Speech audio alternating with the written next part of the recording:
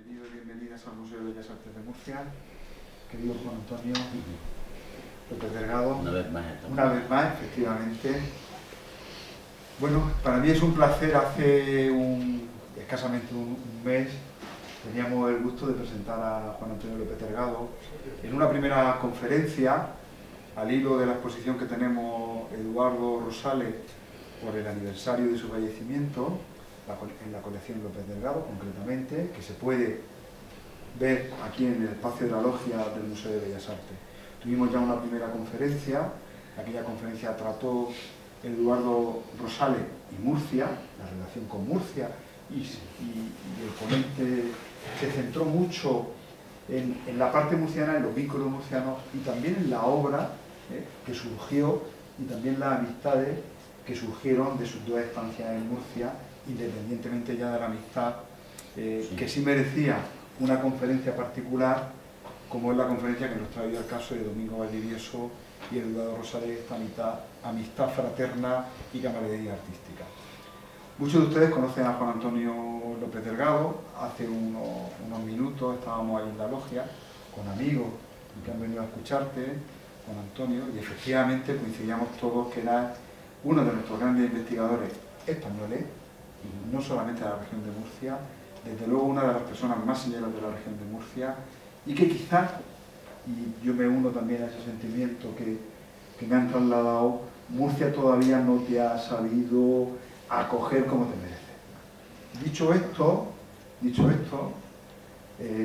una breve presentación, si quiero hacer de ti, muy breve, porque no quiero alargarme, porque el otro día hice una presentación que luego una persona me dijo que hubiera sido excesivamente larga, y tampoco quiero desmenuzar, ni mucho menos, el currículum de Juan Antonio López Delgado.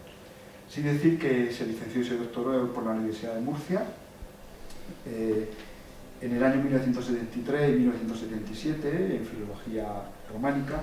Hay un aspecto que a mí me interesa mucho y que a él también le gusta decirlo, y yo creo que de honradez decir que ha sido profesor durante 35 años, y eso es maravilloso, porque también cuando uno visita la exposición con él y visita también las obras de Domingo Valdivieso y de otros autores en el museo, esa vocación suya de profesor lo traslada también, y ese ánimo, ¿no? Esa grandeza, ¿no? En tus palabras. Por eso a veces soy tan repetitivo en las cosas cuando digo algo, ¿no?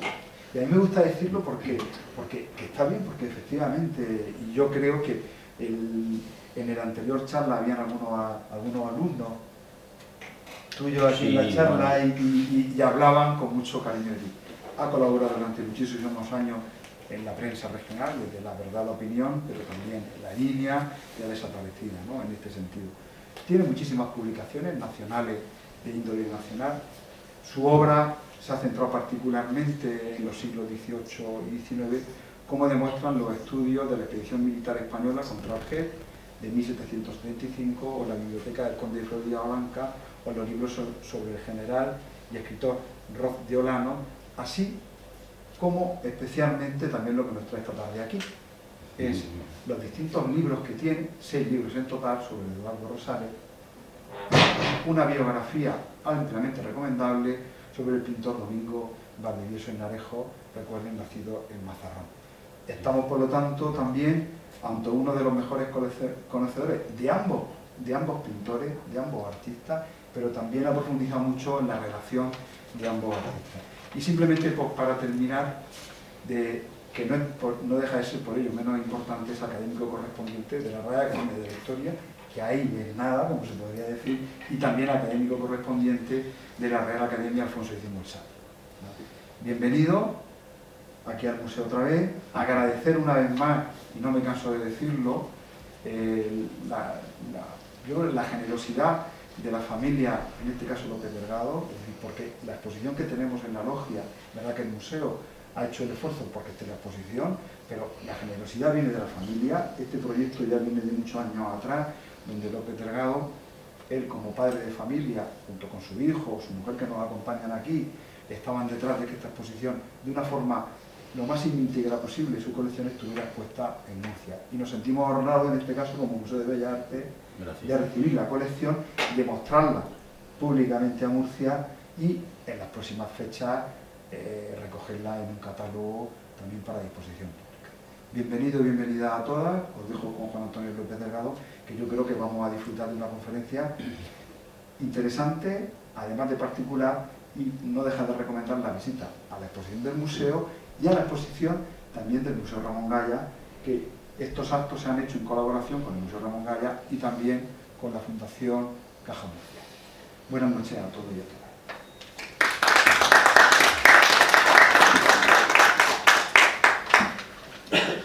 Buenas tardes. Bueno, lo de ser yo un desconocido prácticamente en Murcia, quizá haya tenido que ver sobre todo mi manera particular de ser. No he sido una persona de anchas relaciones sociales precisamente, y mi formación, yo me podía haber quedado en el departamento de literatura, fui alumno predilecto, aunque esto suene demasiado rimbombante, pero es cierto, él me lo dijo, el de Mariano Vaquero Goyanes, que en paz descanse. Incluso pidió la beca Juan March para mí, pero sobrevinieron, en fin, aconteceres en mi vida privada, y entonces pues al final recalé en la enseñanza media muy a mi gusto, sin dejar de haber obtenido una ayuda de investigación en la Universidad de Murcia, etcétera, etcétera. Pero vamos, el desconocimiento también hay que buscar un poco a veces la fama y el conocer a la gente y el alternar y todo eso, y no ha ido conmigo tampoco esas cosas, ¿no? Sobre todo, pues yo he sido una persona de bibliotecas, de archivos, me he formado mucho en Madrid. Mi maestro en historia, el gran historiador Carlos Seco Serrano, me acogió desde muy temprano favorablemente, me ayudó a, en fin,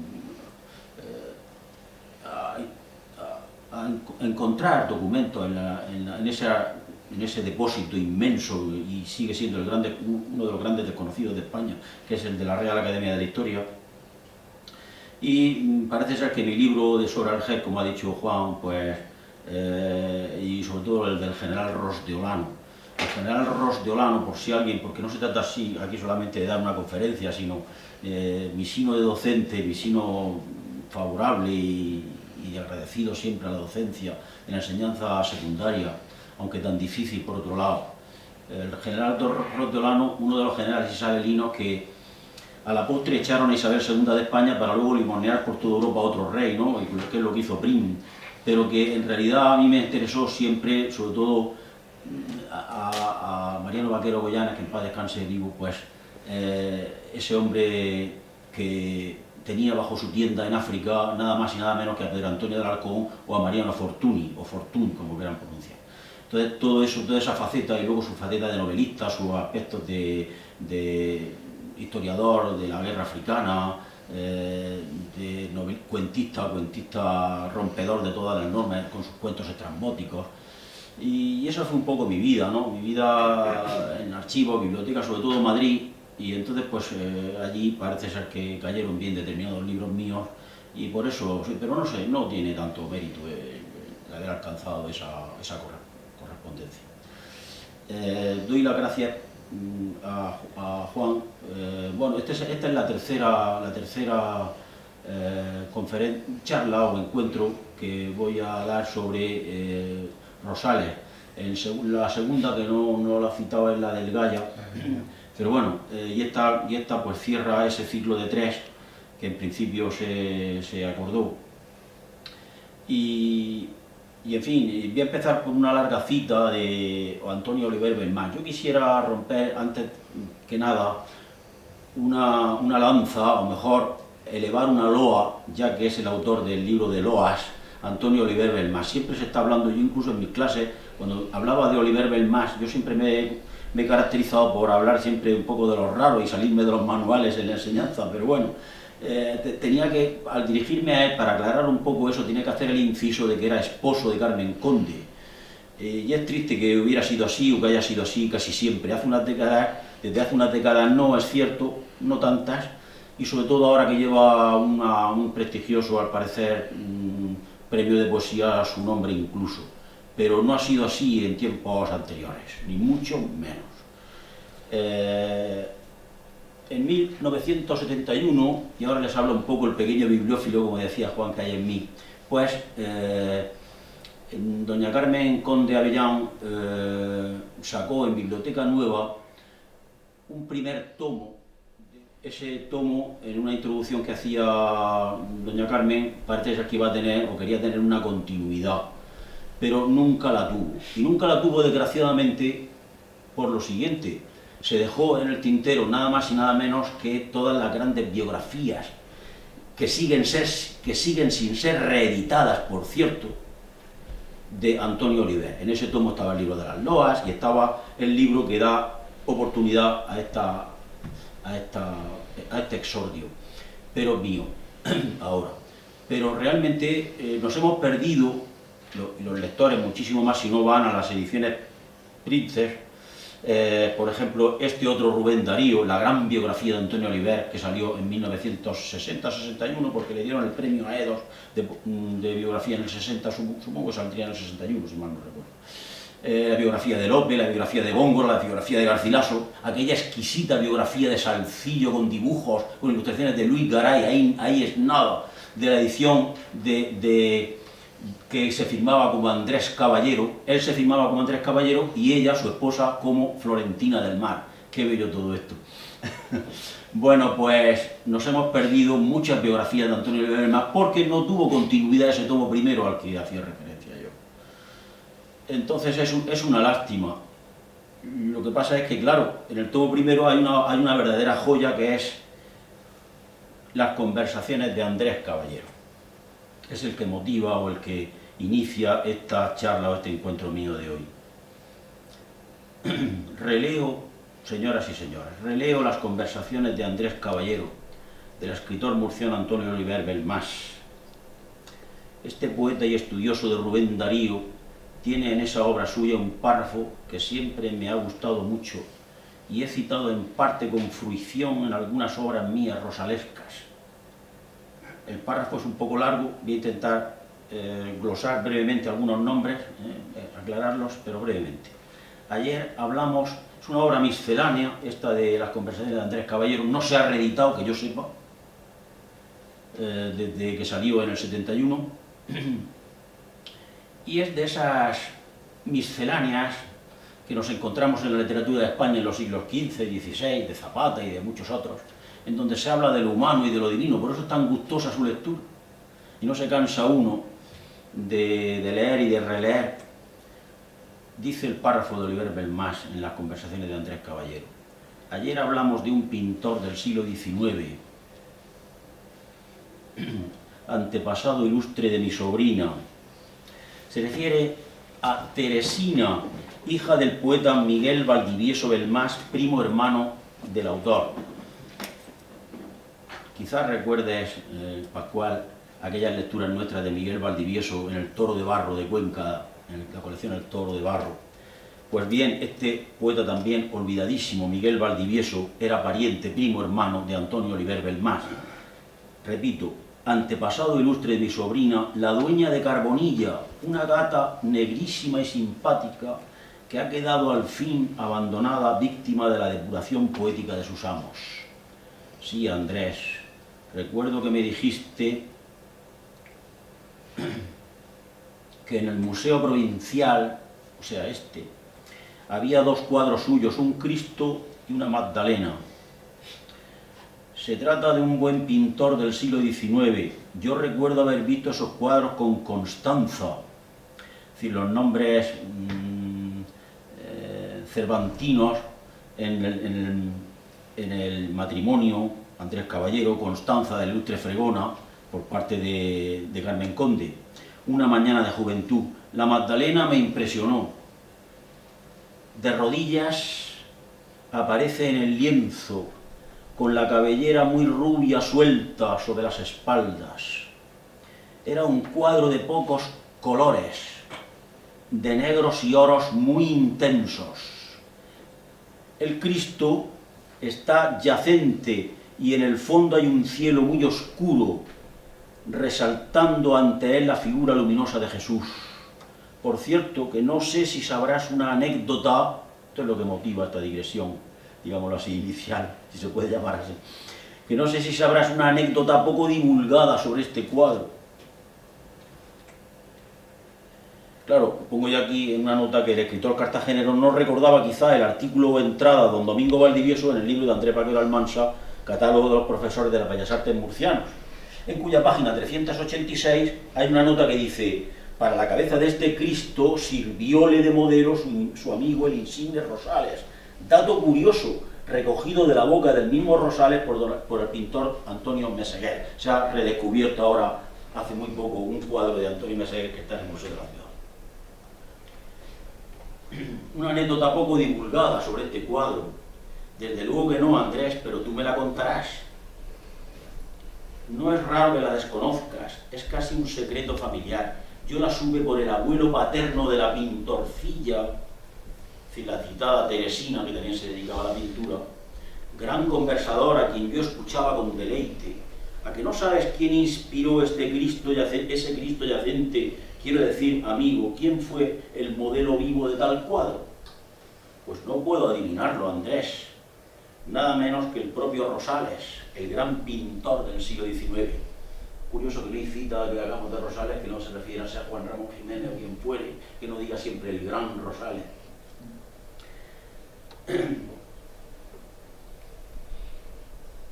No tenía dineros el autor para pagar un modelo que fuese su estudio. Todo esto lo iremos desmenuzando después. Rosales era su gran amigo y no debía andar tampoco a la sazón muy sobrado económicamente. Siempre la eterna historia. Es más, si no lo estaba ya, Rosales era un pretuberculoso por lo flaco y desvencijado. Su caja torácica se señalaba claramente. Todo él era puro hueso. Como su pintura, su cuerpo nada tenía de superfluo. ¿Fue el antepasado de mi sobrina quien se lo propuso? ¿Fue Rosales el que se ofreció en prueba emocionante de fraternidad de las que se dan pocas entre los artistas? Esto es cosa que no sabemos con certeza, pero el caso en suma es que Rosales muchas tardes posó ante su compañero y que el Cristo yacente del Museo Provincial tiene el cuerpo del hombre Rosales, el gran pintor español. Es curiosa la anécdota, Andrés. Sacerdotes tiene la pintura y canónigos la crítica y la biografía que pueden, a base de lo que me acabas de contar, reconstruir una camaradería, una amistad que integran en verdad una época muy interesante de la historia de nuestra pintura. Me he permitido otra digresión que hice anoche en el texto ya antes preparado del encuentro, de la charla de hoy. Puede ir alternando el Cristo con la Magdalena y perdona, te voy a dar esta tarde. No, todo lo contrario. Oh sí, mirad y remirad a esta Magdalena penitente del mejor Valdivieso, contempladla en vuestro Museo de Bellas Artes de Murcia. Si no se enfrentaran ella y el Cristo yacente que tiene a su lado en el museo, si cupiera el vertebrarlos, el enhebrarlos, el incorporarlos el uno en el otro, tendríamos la mejor apoteosis de ascetismo y aun de misticismo que en pintura cabría contemplar. La manera suelta y desenfadada de Valdivieso ha devuelto a estos lienzos lo que la pintura demandó siempre: espontaneidad creadora, aunque no desatenta a cuanto significa orden, límite, conveniencia de organización. La mujer de Magdala ya se ha encontrado con Jesús. Por eso macera ahora su cuerpo, porque hay que morir para el mundo y paradójicamente amar el padecer, según decía la monja de Ágreda, por ejemplo. María Magdalena, sentida por Valdivieso en su frenesí espiritual, eleva aquel supremo misticismo suyo, más actuante en su propio colmo que en el ilusorio de la escuela nazarena. Hemos visto dibujos preparatorios de esta figura. Ya está en ellos exquisitamente recogida y replegada en sí misma, con melancólico ensimismamiento. Incluso ha preferido después, a la manera del Teotocópuli, alargar sus extremidades inferiores y ya parece su diagonal una suerte de originalísimo parmigianino cinquecentista. Para el Cristo ha recordado acaso el gran artista de Mazarrón el Evangelio de San Juan. Este y Nicodemo y José de Arimatea y algún sirviente quitaron el cuerpo de Jesús en la cruz llevando unas 100 libras de una mezcla muy intenso y emocional, en que el sagrado cuerpo está ya abajado en la tierra del Gólgota y aún insepulto, porque escrito está: cogieron entonces el cuerpo de Jesús y lo ataron con lienzos junto con los aromas, como tienen costumbre los judíos de dar sepultura. Evangelio de San Juan 19:40. Domingo Valdivieso representa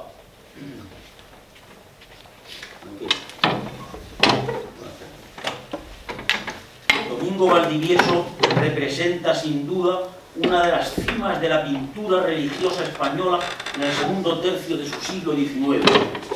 No lleva a su alta concepción y sino de predestinado el tono retórico, efectista y teatral dominante en otras modalidades artísticas de aquella centuria.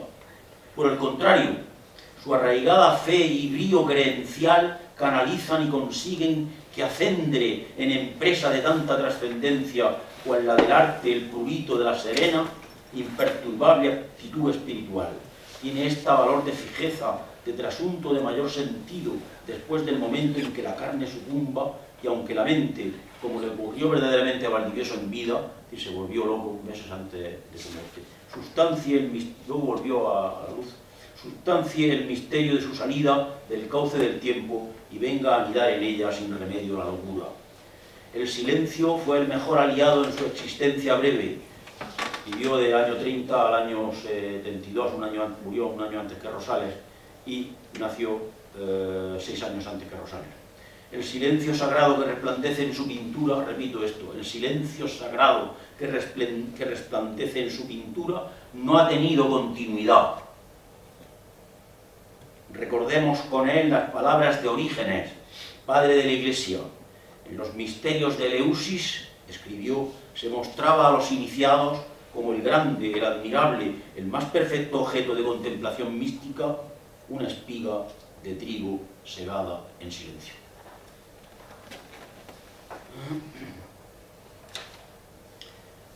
Bien, decíamos que tan extensa cita que da pie a este encuentro pudiera muy bien ser despojada de su condición de anécdota e ingresar en la de categoría, según la expresión de Eugenio d'Ors.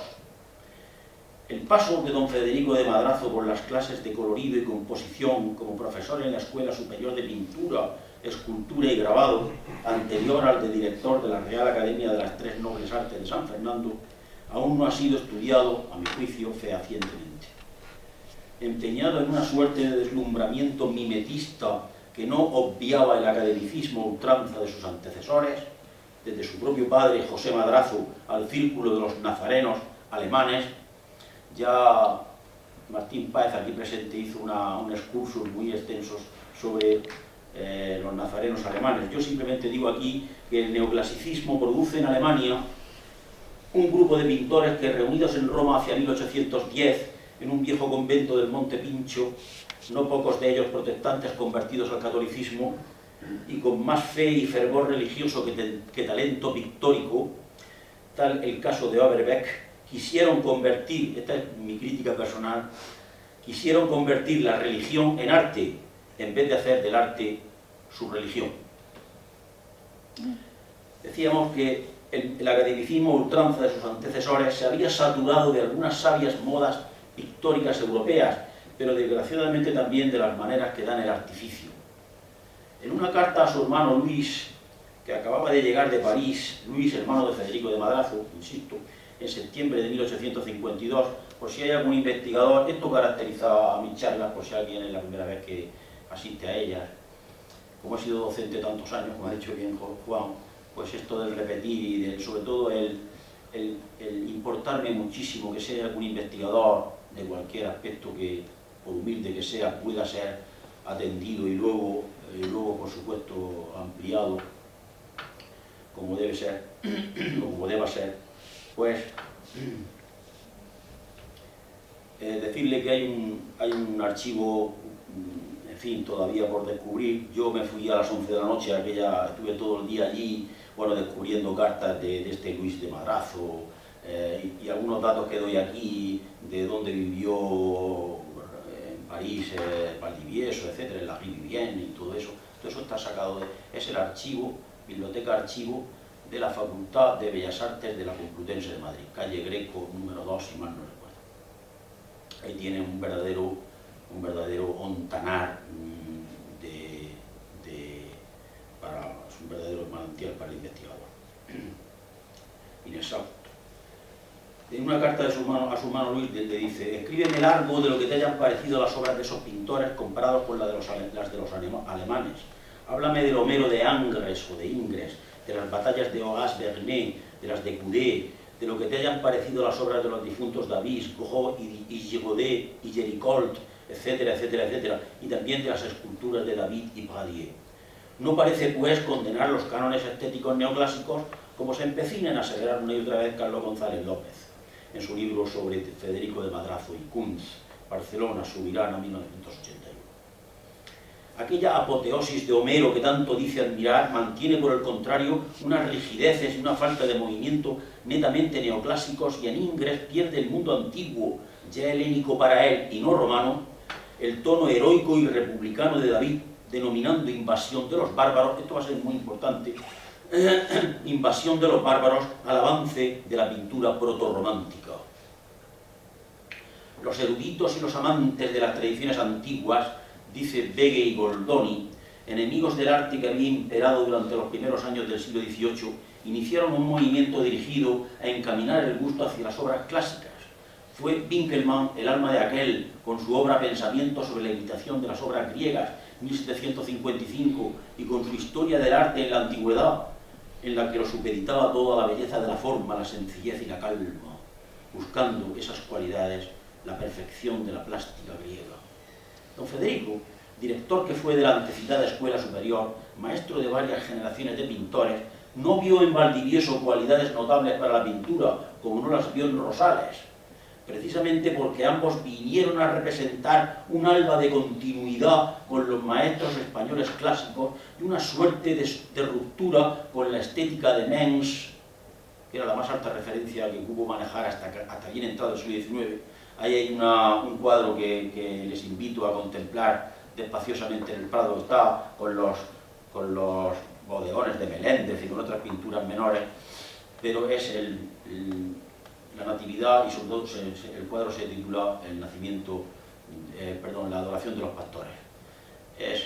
Fue el cuadro, como otros cuadros de Rafael Sanzio han sido apoteosis y referencia altísima durante mucho tiempo, este cuadro también lo fue.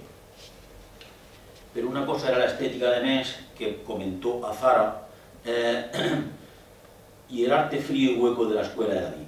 Méndez Casal, decidido portavoz de una nueva generación de críticos, escribía en 1925.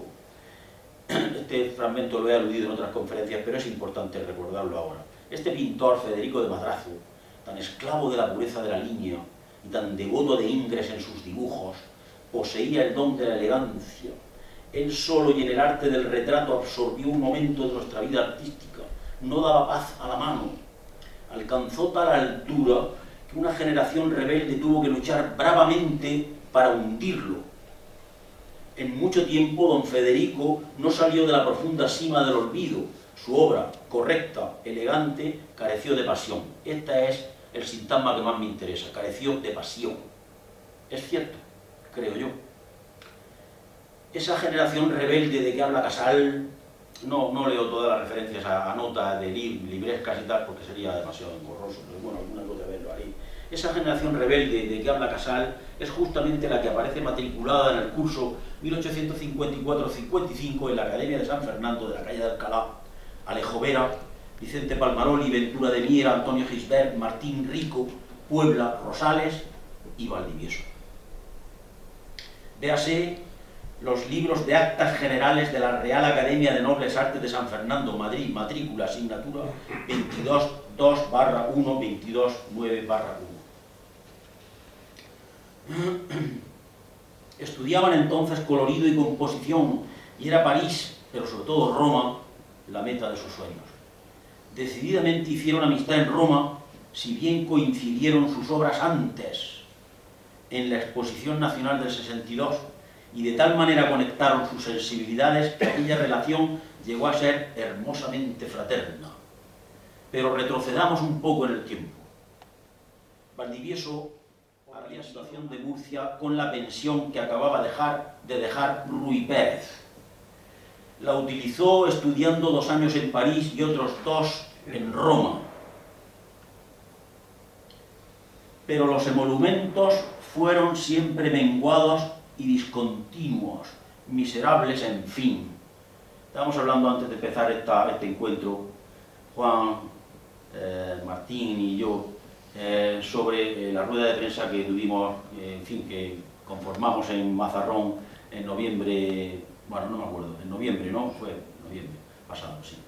A propósito de recordar a Valdivieso de Narejos. Y yo intervine muy poco y muy nerviosamente porque, no sé, la gente me produce un poco de nerviosismo,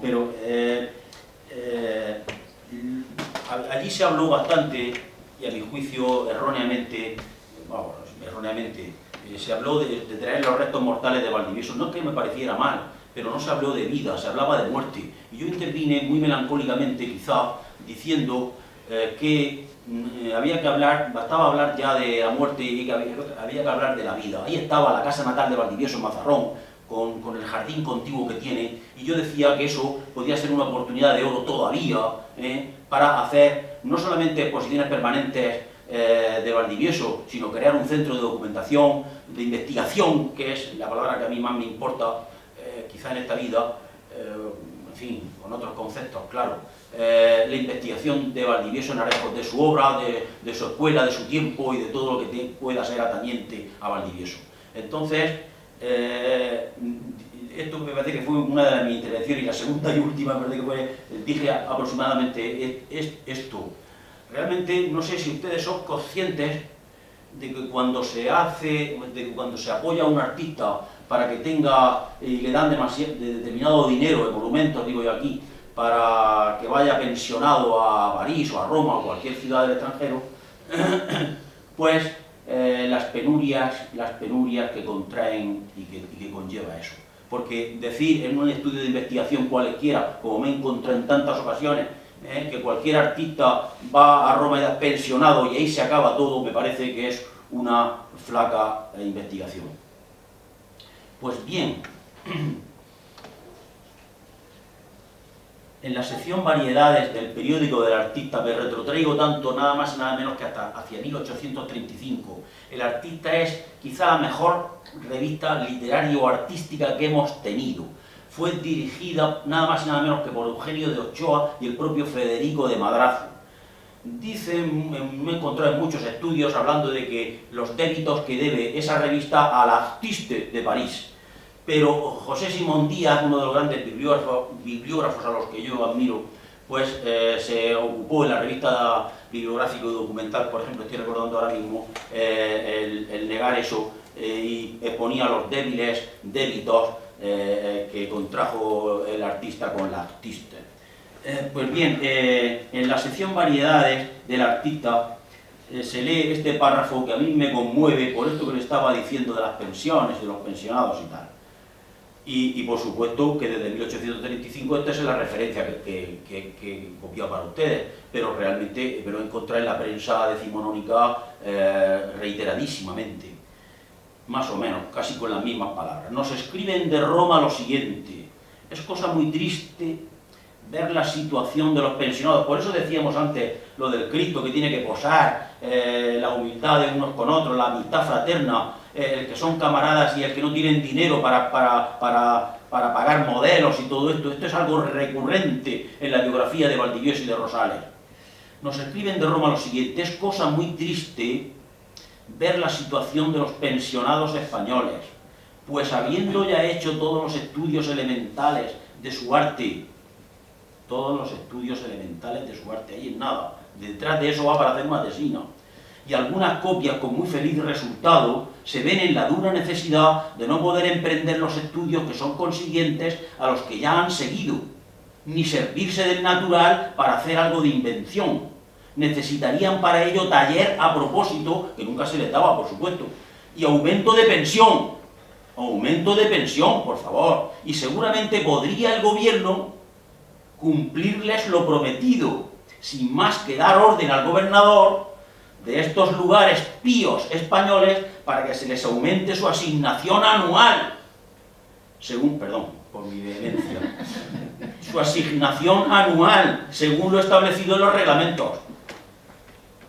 Y comento yo, esto serviría hasta para una tesis doctoral. Asignaciones a los pensionados, modo de vida, obligación de enviar a sus diputaciones o ayuntamientos cuadros originales de pensionados cada cierto tiempo, necesidades básicas, cubiertas, no cubiertas, espacios disponibles para desarrollar. Esto me recuerda, que esto lo he estudiado yo minuciosísimamente, cómo la muerte de Lucrecia estaba en Roma pintando los rosales y en el cuartucho que tenía apenas cabía el cuadro, no sabía cómo ponerlo y dónde situarse, colocarse él, porque es que no cabía el cuadro y él. Espacios disponibles para desarrollar con toda la garantía su obra y un largo etcétera. ¿Se cumplía todo esto en el caso de los pintores pensionados murcianos en el siglo XIX?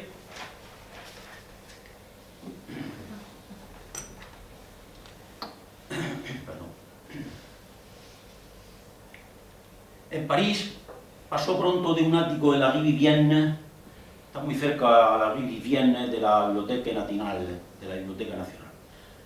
en un ático de la Rue Vivienne, a una casita modestísima en la Rue de la Harpe 90, la misma que acogió después a Martín Rico.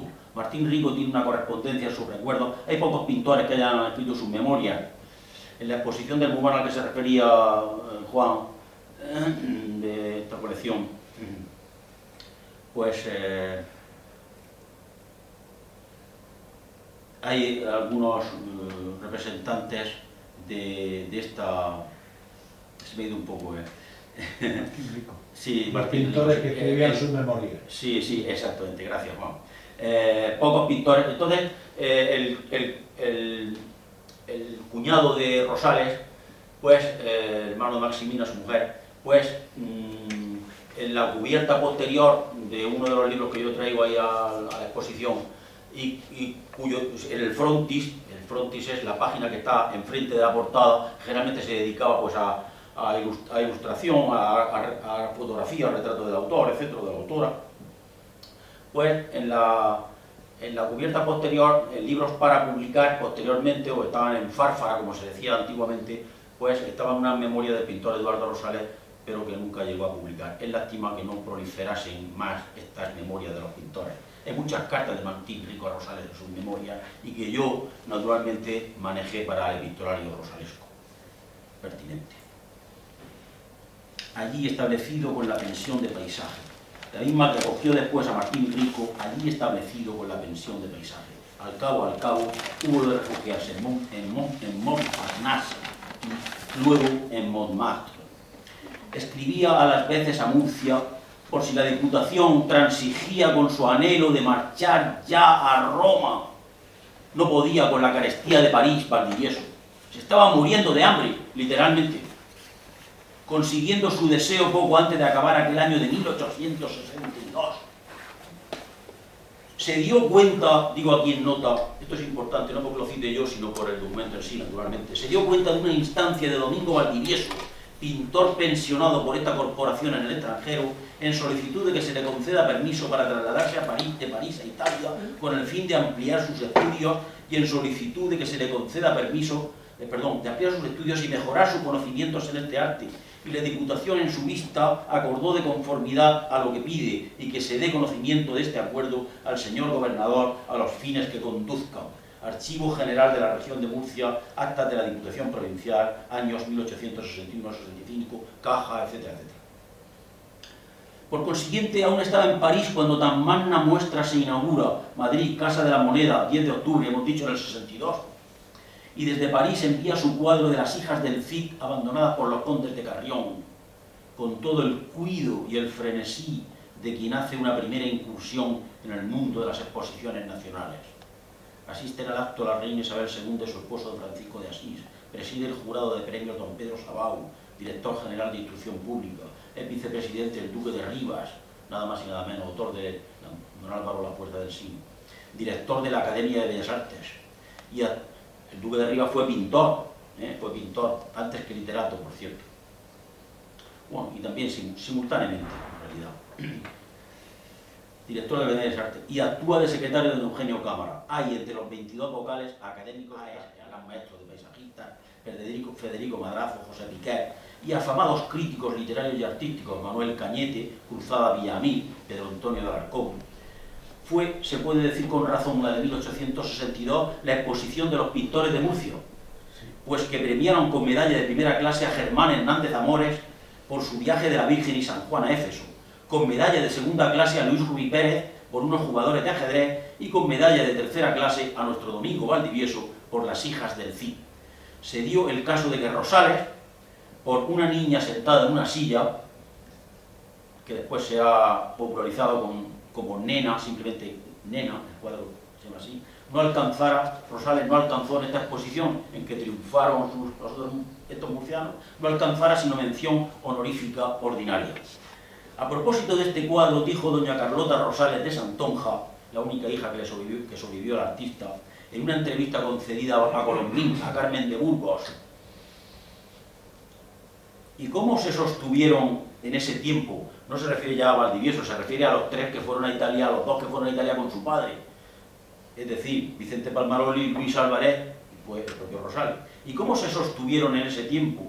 Hicieron en Florencia algunas copias que vendieron muy bien y luego en Roma tomaron un estudio juntos, pero bien pronto tuvieron que separarse. Álvarez tenía fortuna, Palmaroli gozaba una pensión del rey don Francisco de Asís, solo mi padre, Rosales, solo mi padre estaba en situación precaria y hacía copias en las galerías, especialmente en la Borghese, y de su producto vivía.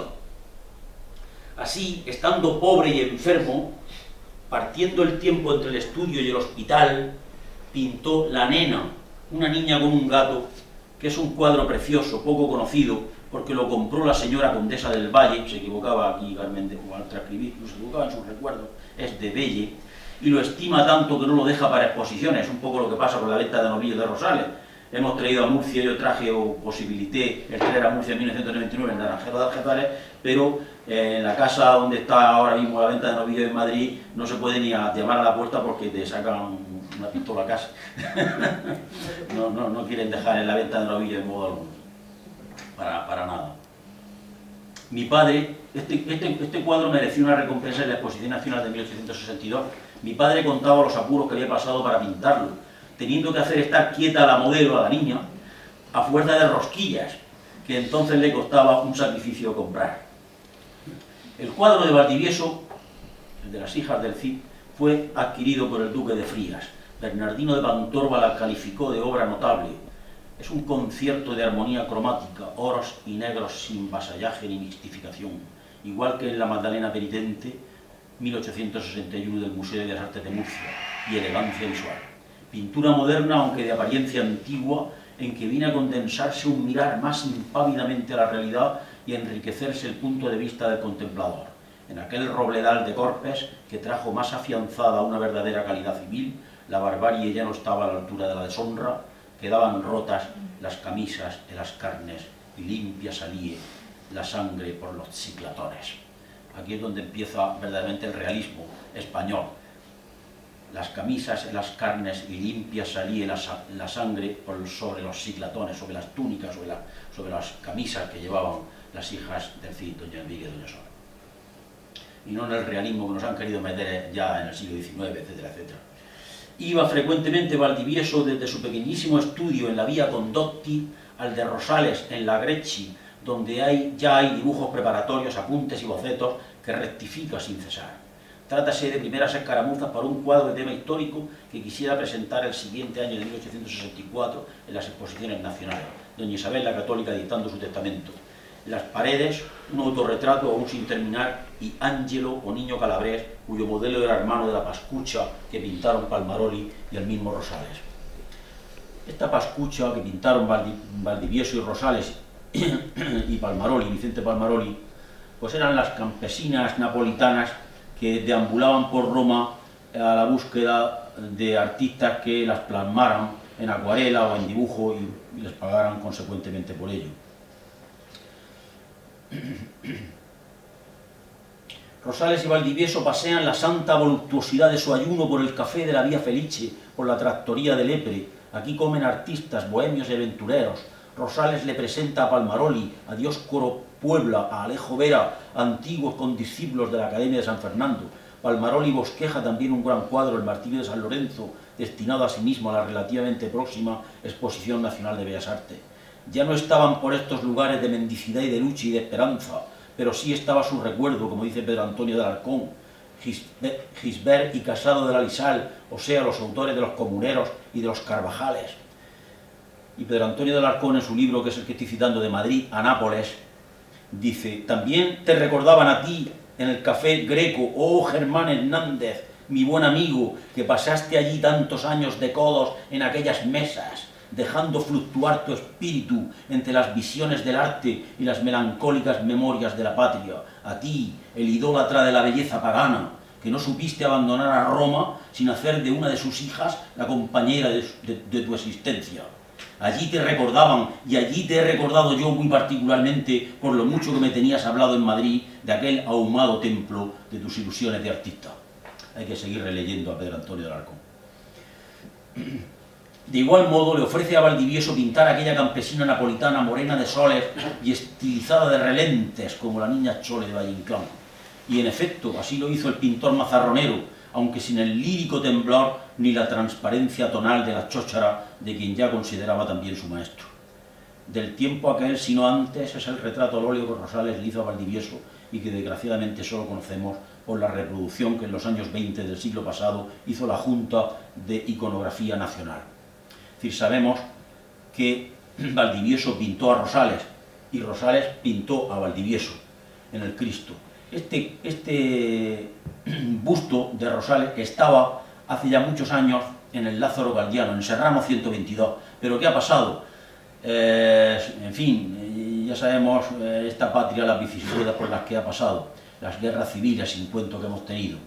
Y entonces, pues, en fin, sé que hay referencia a este cuadro, mi hijo está intentando seguirle la pista, en el Museo Lázaro Galdiano no recuerdan que haya estado, ni siquiera tienen ficha de ello, pero en la Junta de Iconografía Nacional, confróntese Junta de Iconografía Nacional, retratos de personajes españoles, índice ilustrado, cuaderno 10, todo esto os lo digo para el investigador que puede estar en la sala, Madrid, imprenta de Julio Cosano, 1929, lámina 40, número 3724, está el retrato reproducido, están los textos, está en varias columnas y luego están las láminas que hacen referencia, o al revés, el texto a las láminas al texto.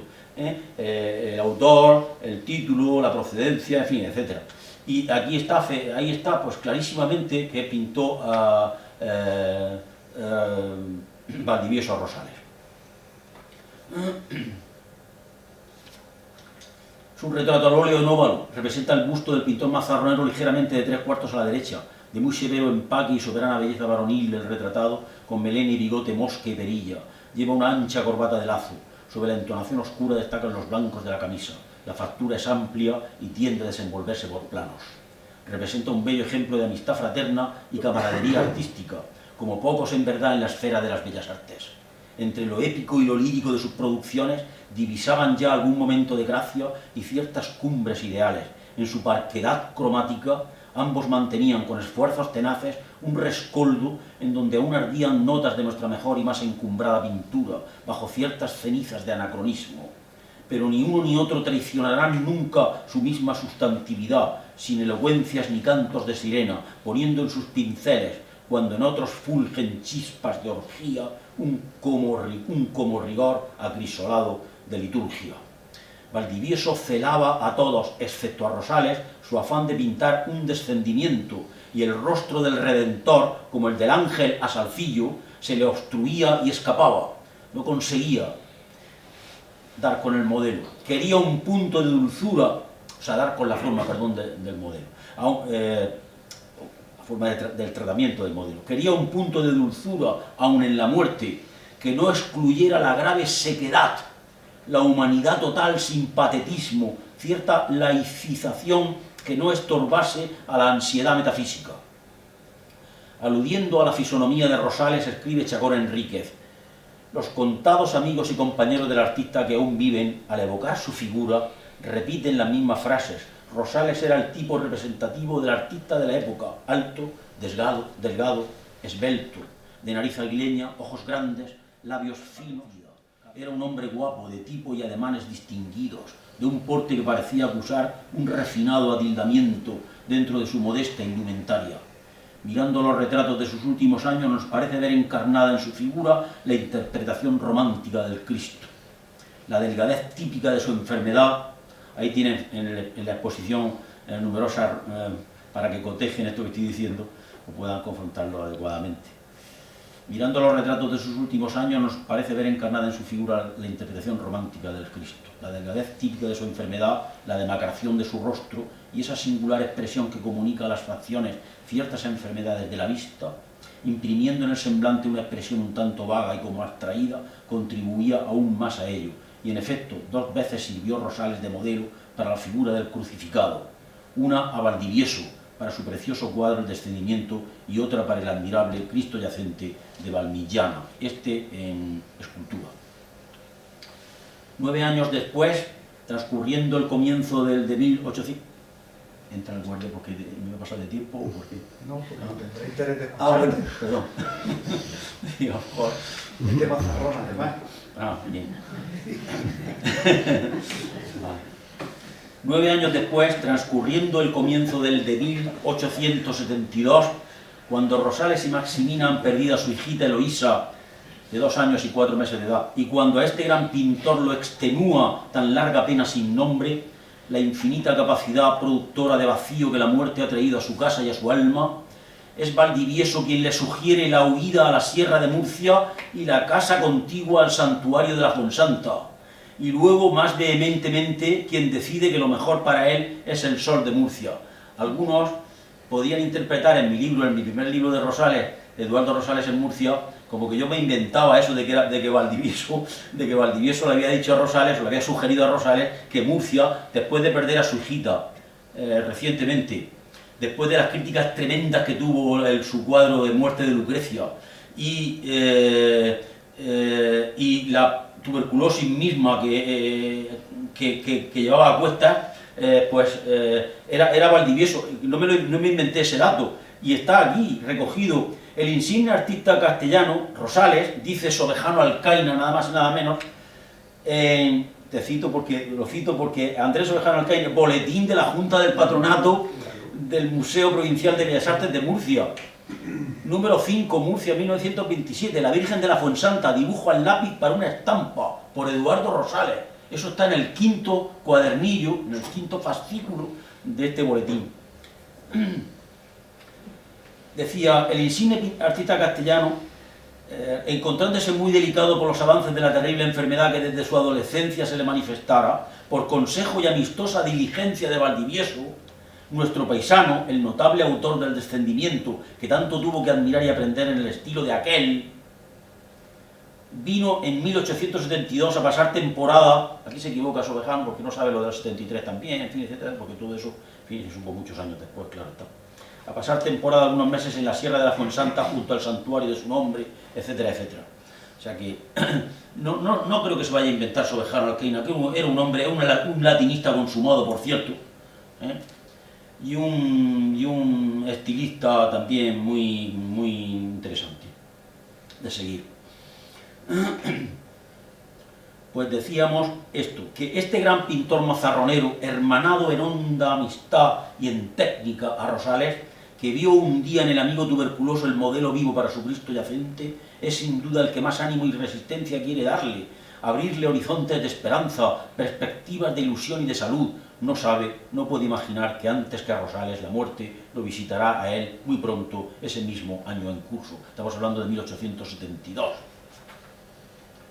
Muere Valdivieso en ese año y a Rosales le quedan hasta septiembre del 73. También hay joyas en los museos provinciales. El de Murcia conserva de Domingo Valdivieso su Cristo Yacente. Posó, como decíamos, para mayor verismo e impresión el ya tuberculoso Rosales. Ver aquel cuerpo exangüe es anticipar la tragedia próxima del modelo y también la del propio pintor. El ocaso olvida su lumbre lejana y la luz se queda en este Dios más humanado que nunca, aún la mano derecha encogida por la brutal presión del clavo. El desigual terreno del Gólgota hace inclinar la cabeza levemente, no como en el descendimiento del Prado, que lo hace más abruptamente. Por eso, además de una serie de circunstancias, sabemos que es un cuadro preparatorio para el descendimiento, pero como decía Andrés Vaquero, realmente vale por sí mismo más que el cuadro del descendimiento y con todas las figuras que le agregó, etcétera, etcétera. Vale por sí mismo más que todo, que ese cuadro y que casi todo Valdivieso. Bueno, no lo dice así, pero casi lo insinúa. El desigual terreno del Gólgota es un Cristo además muy débil, muy blando, muy endeble. No tiene ni muchísimo menos. Alcanzó Valdivieso aquí la cumbre de su pintura para mí. El desigual terreno del Gólgota hace inclinar levemente la cabeza del Redentor sobre una caja torácica flaca en extremo. La corona de espinas en el suelo subraya el silencio sagrado de la escena. Antes hablábamos del sagrado silencio, del silencio en los cuadros de Valdivieso. La corona de espinas en el suelo subraya el silencio sagrado de la escena, de tan definitiva eficacia que está tendida, como dijo Sobejano, horizontal y simbólicamente a lo largo de una época, los pies hacia el clasicismo decadente en fuga, la rosalesca cabeza resuelta ya por otra luz, que es sobriedad y es síntesis. Yo no me canso de mirar en el Museo de Bellas Artes este cuadro y, por supuesto, no deben contentarse, si alguien no lo ha visto todavía, que me extrañaría, que se contentara con estas fantasmagorías de las diapositivas. Hay que ver el cuadro de Valdivieso en el MUAM. Ese lirio de luz, esa luz que contrasta en el pecho, precisamente decía Ramón Gaya que donde saca su coraje, su brío en Rosales era de su pecho, de su torso. Estás ya marchito, estás ya herido de muerte, pero de tu torso sacas todavía esfuerzos, quedan todavía astillas de ese tronco poderoso que te llevó a ser tan grande. Y esos objetos que para mí el objetualismo en literatura, en la pintura, son muy interesantes y no son elementos simplemente adherentes o secundarios, ni muchísimo menos. Yo creo que aquí están subrayando esos atributos de la pasión, precisamente ese silencio sagrado y ese simbolismo y esa dimensión metafísica que el cuadro adquiere. Cuadros como este espolean el prurito de tener un museo digno donde albergarlos, porque no siempre fue así, no siempre nos encontramos este cuadro aquí cómodamente, lo vemos y nos vamos. Hubo muchas dificultades para que determinados cuadros en Murcia tuvieran su museo, un museo incluso. El Cristo yacente puso en marcha, algo tardíamente, la necesidad que Murcia sentía ya de un espacio para este noble fin. Y ahora, como es la casa de Juan García Sandoval, director de este museo, y voy a hablar de un documento que encontré aquí como investigador anónimo, de los que tantos pasan por la biblioteca archivo de esta casa, decíamos que la necesidad que Murcia sentía ya de un espacio para este noble fin, siendo el principal objeto de esta Junta al instalar el museo, la conservación de las obras artísticas de los ingenios de esta provincia, con el fin de ostentar más visiblemente en el referido establecimiento la gloria de que aquellas proporcionan al país, se acordó dirigir una comunicación al señor presidente de la Diputación Provincial rogándole se sirva poner en conocimiento de la misma los deseos de esta comisión relativos a la traslación de los cuadros existentes en las dependencias del Gobierno Civil de la provincia al Museo de Pinturas, cuyos autores sean los pensionados por la expresada corporación. Véase la Comisión Provincial de Monumentos Artísticos e Históricos de Murcia, año de 1865, sesión del día 18 de enero, número 24, folio 90, Biblioteca y Centro de Documentación Artística del Museo Provincial de Bellas Artes de Murcia.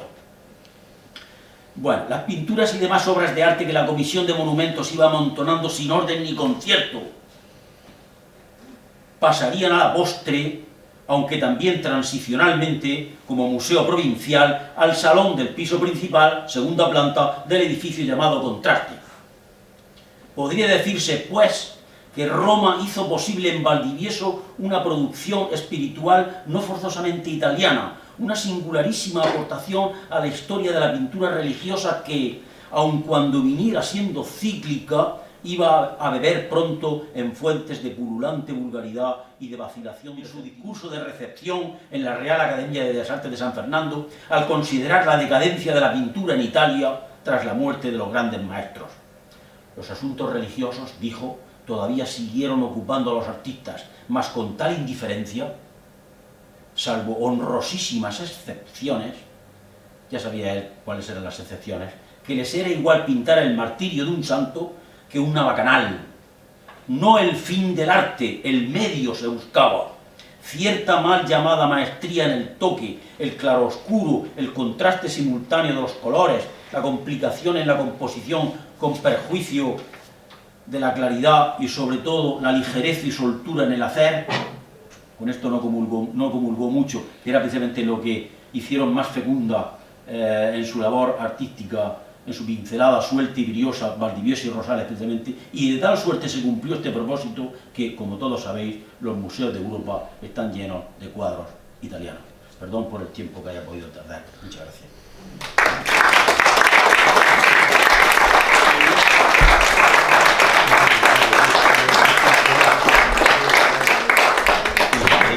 La pregunta, en fin, lo que queráis, si la sé responder.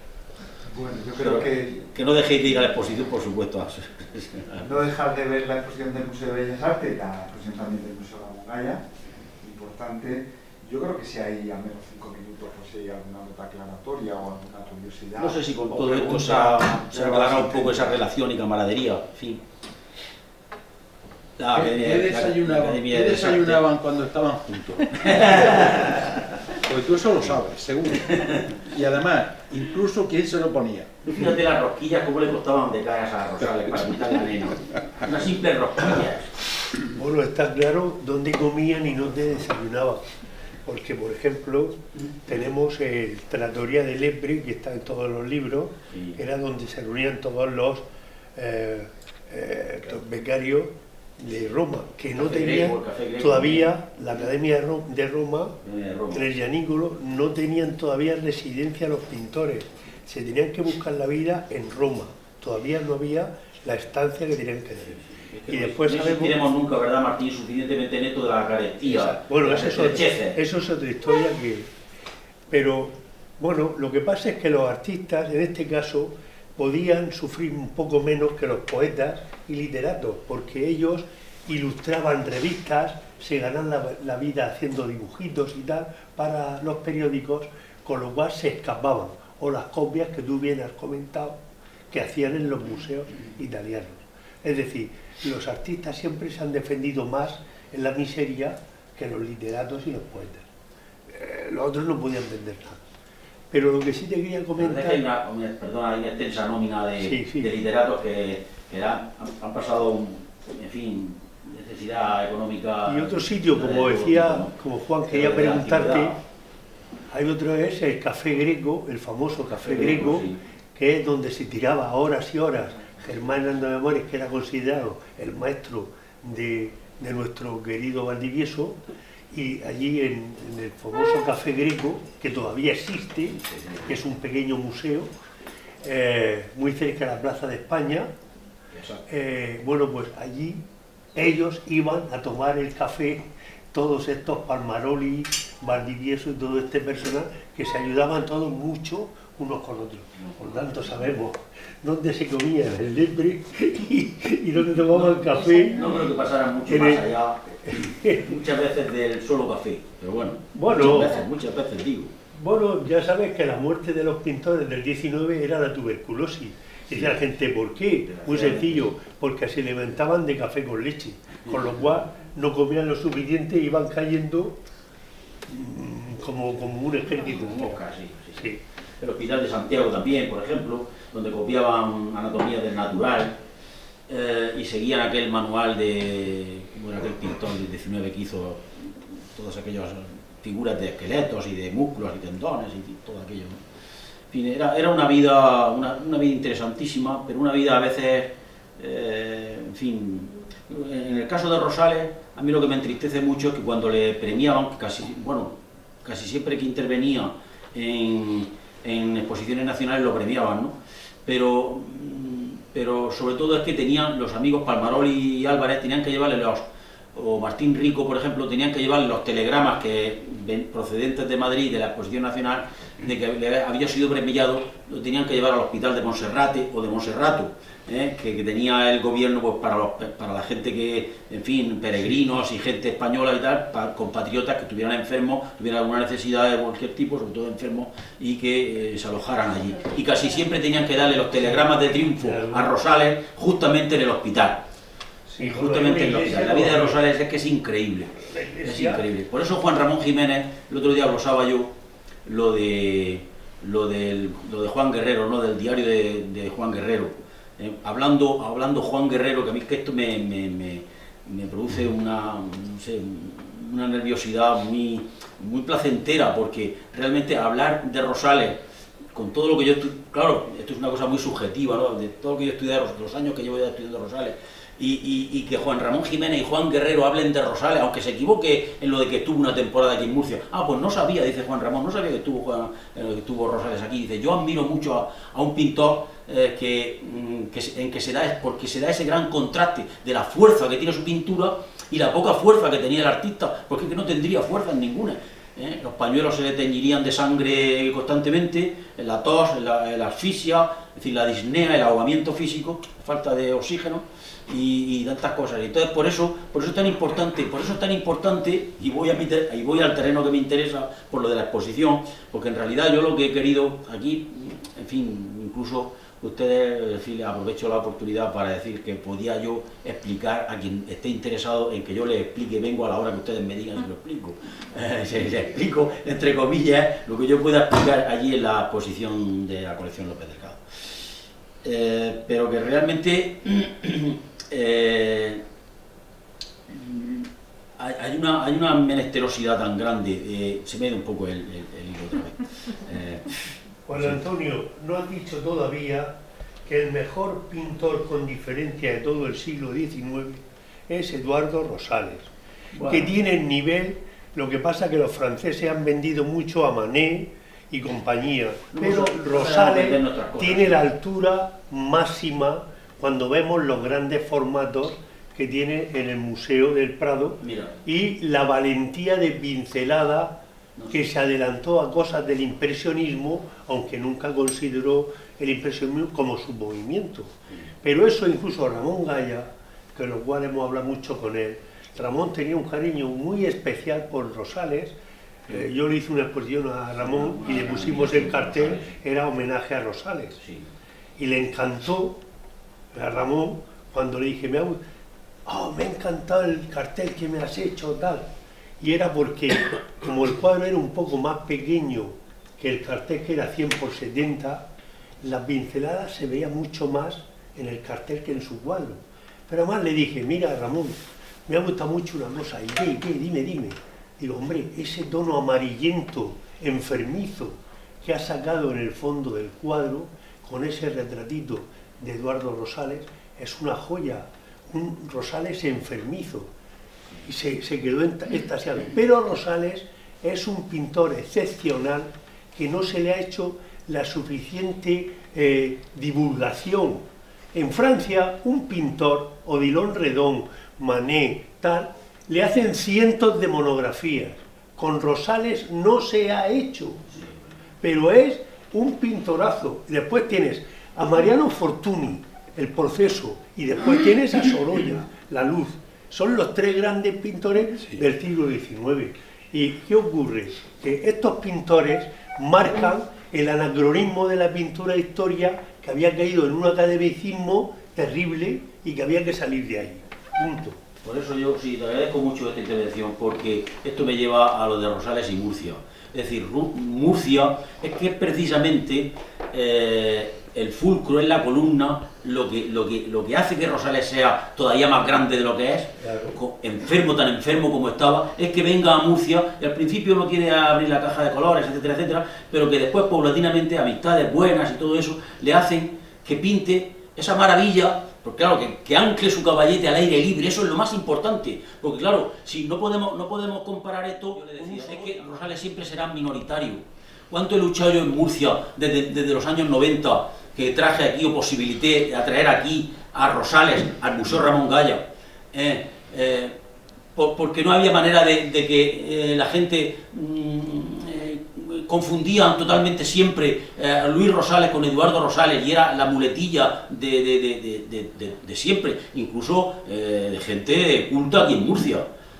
Entonces, yo me he esforzado en esta relación Rosales-Murcia, sobre todo con la exposición también y con las conferencias, pero sobre todo con la exposición, para que vieran, viendo las pinturas de Jean Logan, perdón, las fotografías de Jean Logan, viendo, en fin, lo que yo he podido agavillar de lo murciano rosalesco aquí, y realmente no es parangonable, decía antes esto, el caso de Sorolla, porque Sorolla es 2 generaciones posterior a, y decir, Rosales ancla el caballete mucho antes. Claro, tampoco se puede comparar con los paisajistas puros, porque Rosales no lo era, viene, como tú muy bien dices, del academicismo madracesco, de los cuadros de historia, y entonces Murcia obra el milagro, esto nunca se subrayará lo bastante, ni se ponderará lo bastante, Murcia obra el milagro de que un pintor enfermo viene aquí, aconsejado por otro pintor también enfermo, porque al final Valdivieso murió también tuberculoso, vomitaba sangre, por cierto. En fin, bueno, esto lo dice Antonio Arnal en la Ilustración Española y Americana. Y abrir a la caja de colores y pintar al aire libre el naranjero, esas maravillas, esos tabloteos, como queramos decir la manera francesa, o como queramos decir que son el naranjero de Algezaro, la venta de novillos, los paisajes de la Fuensanta, etcétera, etcétera. Eso no se había dado en el arte nunca, y eso lo consigue Rosales, y Murcia obra el milagro de que Rosales haga ese milagro de pintura aquí, entre nosotros. Costumbrista. Sí, el costumbrismo, bueno, el costumbrismo está en muchos pintores, está en los hermanos Becker y está donde tú quieras que esté, pero que realmente lo importante es que Murcia despierta a Rosales, porque cuando yo he destacado en la exposición una frase cuando dice, me encontraba una tarde en unas acequias observando unos novillos que estaban paciendo por allí y daban unas cabras. El gran maestro de la pintura en Murcia, sentado en una acequia, en un brazal, como decimos en Patiño. Yo no soy patiñero, pero vivo en Patiño. y esto me conmueve hondamente, hondísimamente, que esté Rosales aquí en nuestras acequias, en nuestros azarbes, pintando novillos, pintando cabras, pintando huertanos. Al aire libre, señores, mucho antes de que viniera Sorolla, mucho antes. Sigue siendo minoritario y sigue confundiéndose a Luis Rosales con Eduardo Rosales, y hay que seguir trabajando, y sobre todo seguir trabajando para que no se confunda, pero seguir trabajando sobre todo para que veamos cómo Murcia despierta la sensibilidad y el arte inmenso de este inmenso artista, y eso lo posibilita Murcia, no Castellón de la Plana o Zamora, sino Murcia precisamente, y tenemos que estar orgullosos de eso, y eso hay que potenciarlo inusitadamente hasta el fin de los tiempos.